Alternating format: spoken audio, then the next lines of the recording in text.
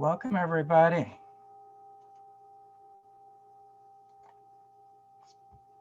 Welcome. Welcome to our Pathwork village today. Seems like we're an intimate group today, and really invite us to use that to our advantage to connect in a deeper, more intimate way than we would in a larger group. One is to start with a quote from Thich Nhat Hanh, who reminds us we're here to awake from our illusion of separateness. We're here to awake from our illusion of separateness. And the other piece is from the Bushmen in the Kalahari Desert, a very spiritually deep indigenous culture. And they talk about the two hungers, the great hunger and the little hunger. And the little hunger wants food for the belly. But the great hunger, the greatest hunger of all, is the hunger for meaning. And that's what we're bringing here together. We each have our aches and pains, our fears and doubts, our gains and our losses, our triumphs and our humblings. And we have the day-to-day, the grand and the grind, as I call it. And it's in that grind of the day-to-day that we often forget or just sort of vaguely remember who we really are and what we're doing here. That we're souls on a human adventure with heaven on our back, with heaven inside us.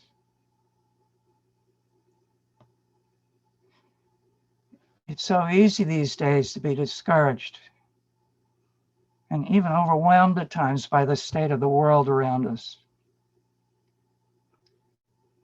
Basic, essential aspects of humanity, honesty, openness, compassion, understanding, seem in very short supply.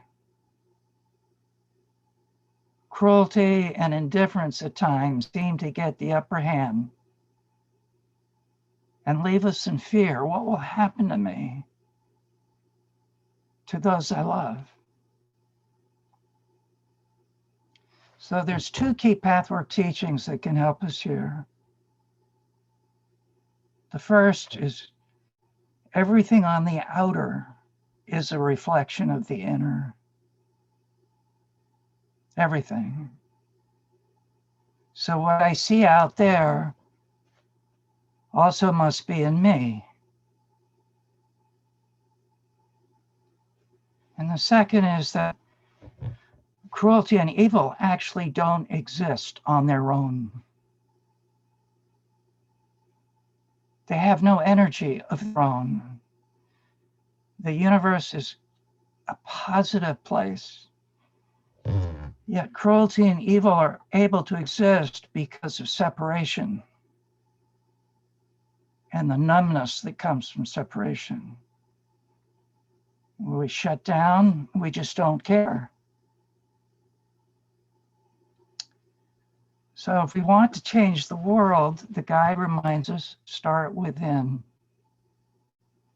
And the Pathwork over and over brings us to the place, where am I separate within myself, from myself? We often think of ourselves as a single entity, one person.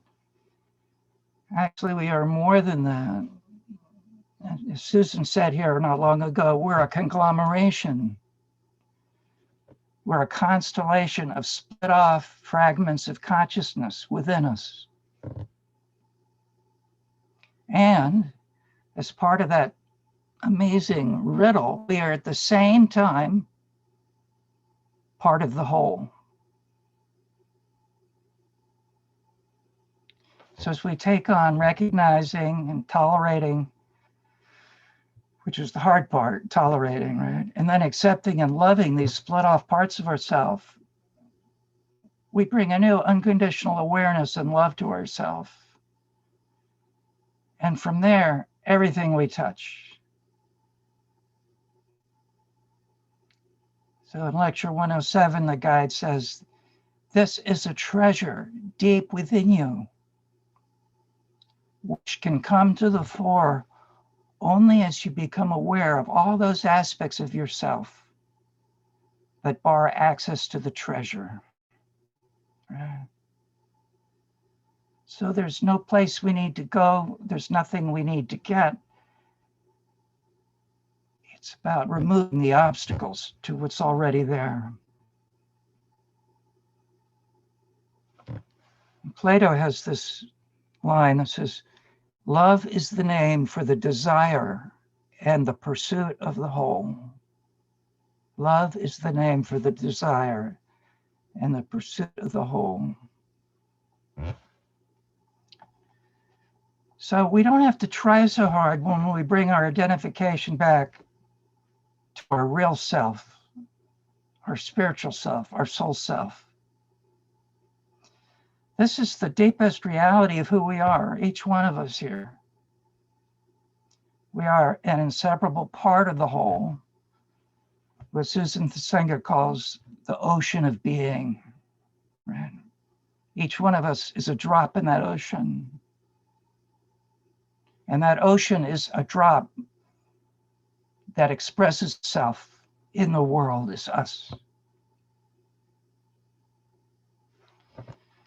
So Pathwork calls this amazing view of this phrase, soul substance, right?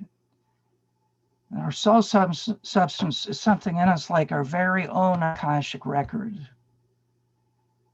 It has every thought, every feeling, every interaction, every experience we've ever had is right here inside of us right now. Nothing is missing or lost other than our connection or our remembrance of it. And because of our human nature, what we do as human beings from the ego mind level is turn away from so many of these places inside of us out of shame, guilt, overwhelm. When each one of these places is like an essential tile in a mosaic,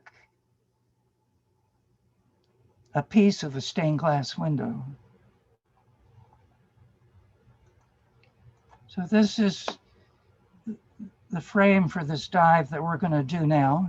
I'm going to lead us on a short guided meditation, and then we'll move into groups of threes with an experiential exercise to do together. So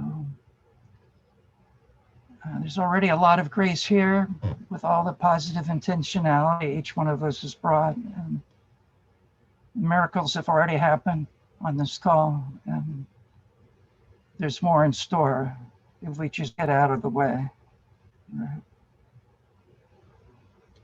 So I invite you to make yourself comfortable in your chair and take a moment, see if you need to wiggle your body this way or that. Connect with your breath. And gently close your eyes and align with your willingness best you can to really get on board with what we're about to do.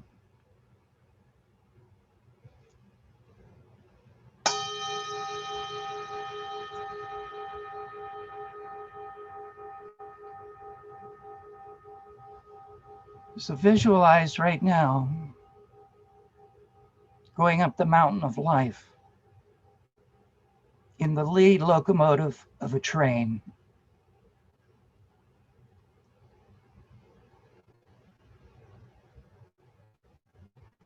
As the train curves, you can see how long it is.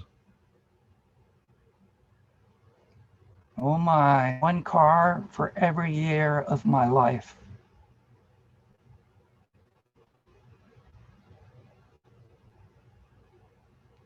As the mountain becomes steeper, the train starts to slow down. And you wonder how you're going to make it up the mountain as it looks steeper and steeper.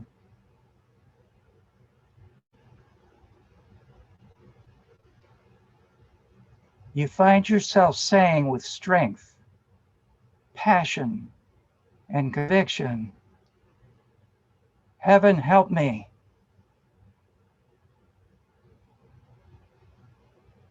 Immediately, you feel a gentle jolt, and the train starts to pick up speed. You look back, and at the very end of the train is a shining, powerful locomotive with the name Real Self Express. You smile. As the climb gets steeper and steeper, the path starts to switch back and forth.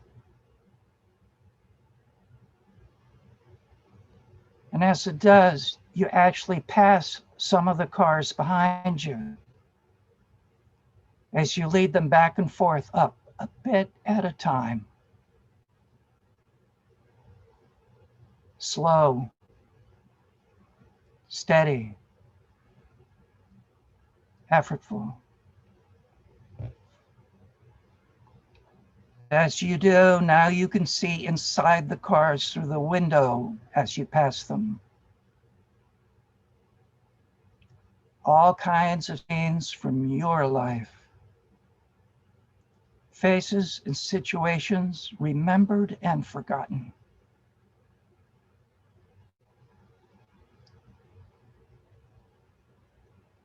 Suddenly, there is a face at one of the car windows, holding a sign,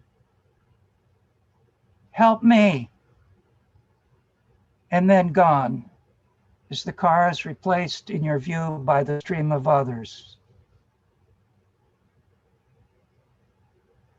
Who is that? Of course I want to help. So you gather your wits and courage and start walking through the train, car by car. The scene is fascinating as you walk through the years of your life, one by one. Your focus, though, who is that reaching out to me? So you don't linger until, lo and behold, you open a door and there they are. You know right away this is the one. Their eyes turn to yours with recognition, gratitude, hope.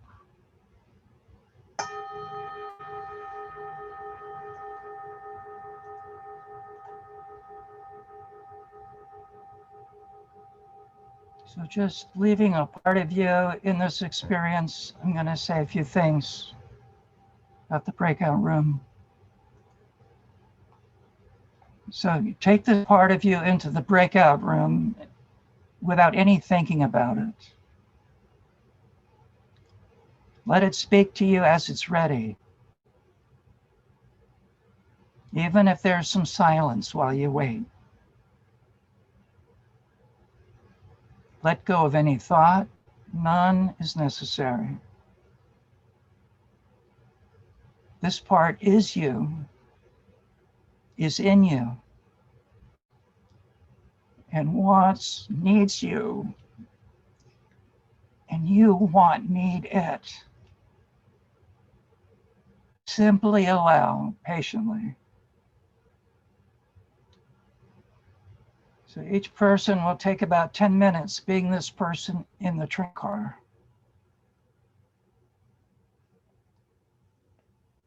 The others simply keep asking without any comment.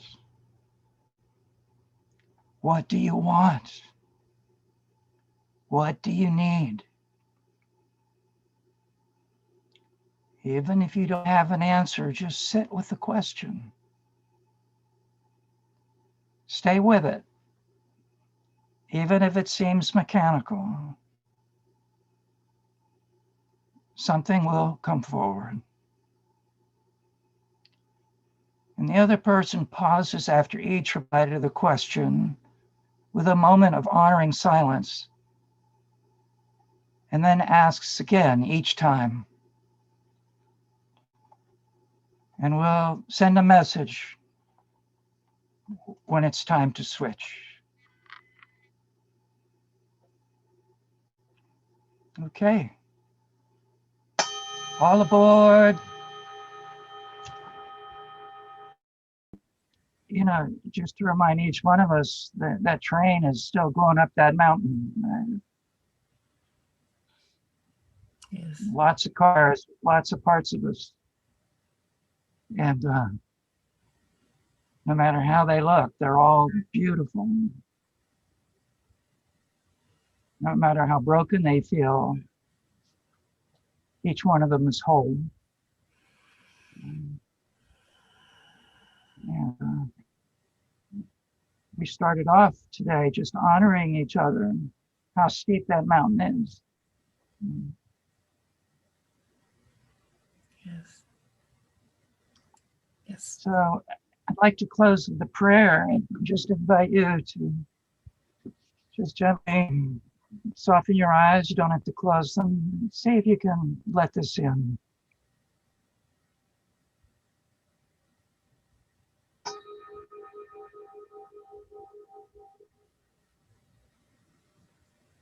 Nothing is the obstacle. Nothing is in the way. Whatever appears is the way. Help us change the defensive reflexes of a lifetime that keep us from being here now. The greater my resistance to what appears, the more valuable it is as a stepping stone.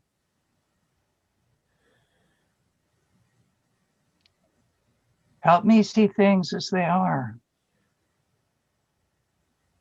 instead of what I make them into. What I most fear, ashamed of, and guilty about. What I most desire to flee is the very opening in front of me, here, now. The cure for the pain is the pain. The relief from the guilt is through the guilt. The washing away of shame is in the bowels of shame. The letting go of unworthiness is by embracing it.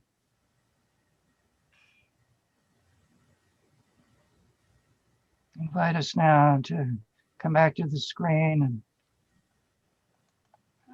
unmute ourselves and look at each other and say in different ways, I'm here with you. Here with you. Here with you. I'm here with you. Here with I you. am here with you. Different I'm faces. here I'm with you. here with you. I am here with I'm you. here with you. Be right I'm here. here with you. We're here with you, I Deb. am here with I'm you. here. I'm here with you. I'm here with you. Here with you. I'm here with you. Here I'm with here you. with you. Thank you, everybody, for co-creating our exquisite container together, for being the village that it takes together. Thank you. Thank you. Thank Thank you, you very Brian. much. Thank you, Brian. Brian. Thank you. Thank you, Thank you very everybody. much. Yes. Everybody. Bye, That was wonderful. Thank you.